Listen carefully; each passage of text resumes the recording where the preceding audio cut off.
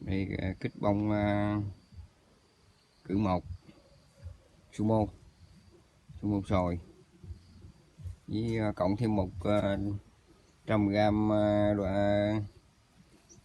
đô la.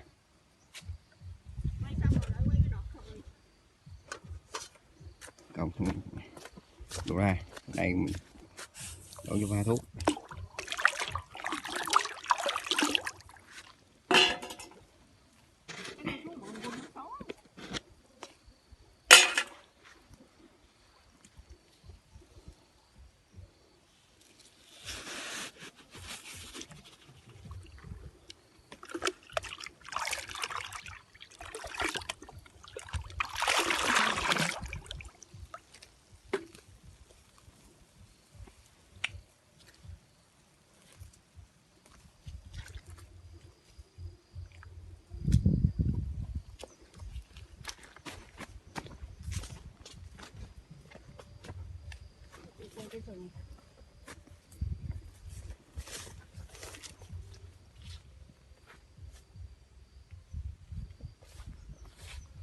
Chào tất cả các anh em trong nhóm trồng xoài của xã IB, với chào đến hội trồng xoài của Đồng Tháp nha.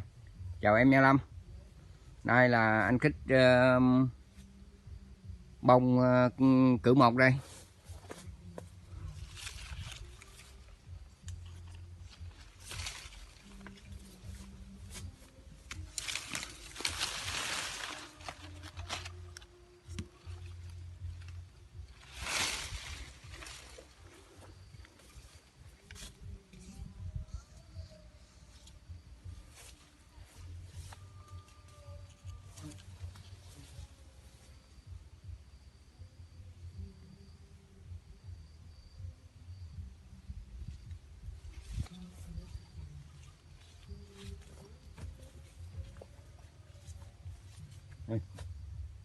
Lại quay mình đây.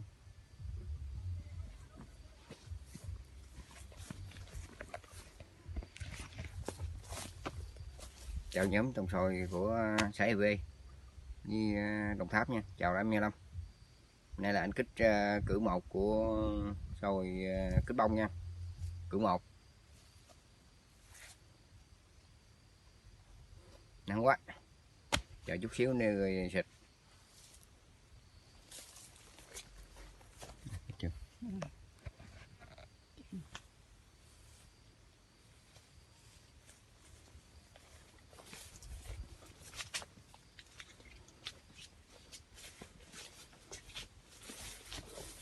Nay là nó tới tuổi đẻ rồi Lâm ơi.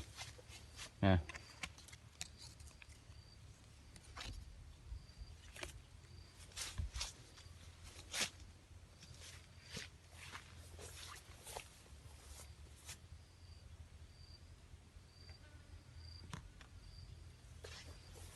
Rảnh hết rồi.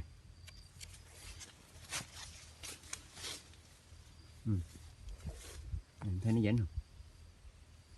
Rảnh lên.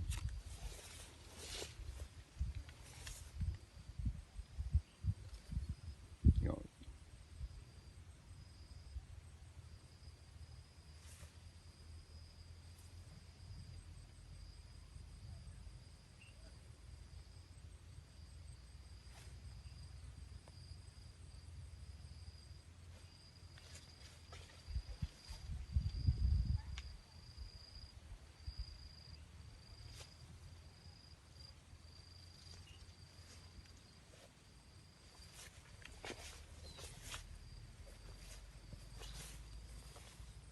Mình quan sát cái đầu cửa đó.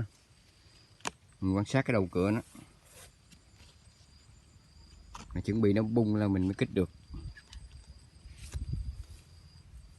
Nếu mà nó chưa bung, rảnh nè. Nó chưa bung là mình kích mấy lần cũng không bao giờ đi được. Này. Lá giòn luôn.